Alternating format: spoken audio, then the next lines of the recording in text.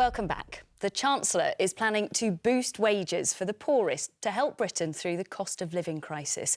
When he delivers Thursday's autumn statement, Jeremy Hunt is expected to announce an increase of almost 10% to the national living wage. But as new figures show, pay packets are being stretched further than ever. And our reporter Bradley Harris has been finding out whether it'll make much of an impact. He joins us now from Bromyard in Herefordshire. Bradley.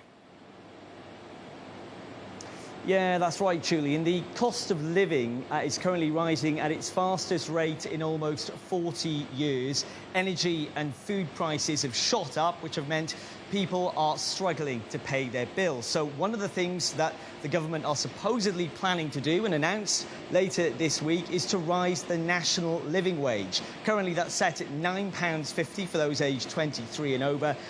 It's supposedly set to go higher than that to £10.40 an hour. But some employees here at this brewery in Herefordshire say that simply doesn't go far enough.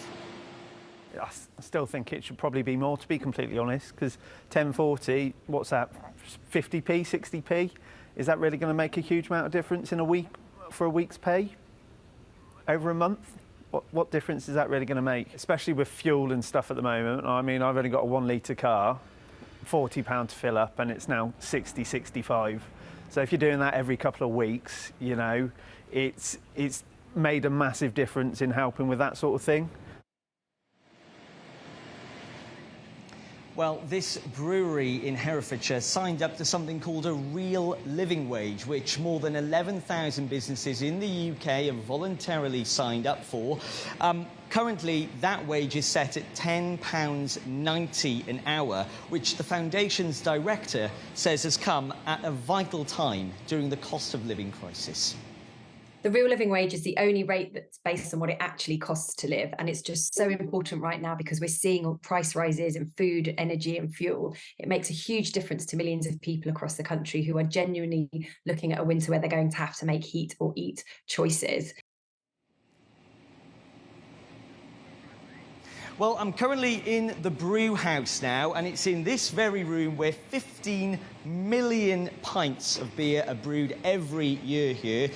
The managing director, Vernon, is here. We're standing by a very big, I want to call cask. That probably isn't the right term for it. But you've chosen to adopt a real living wage instead of opting for the minimum. Why have you done that?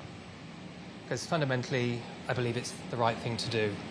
We've always paid above the national minimum wage, so to go that little bit extra was just a natural decision. And in any business, your staff are always the most important asset, and you've got to look after them, especially at times like these.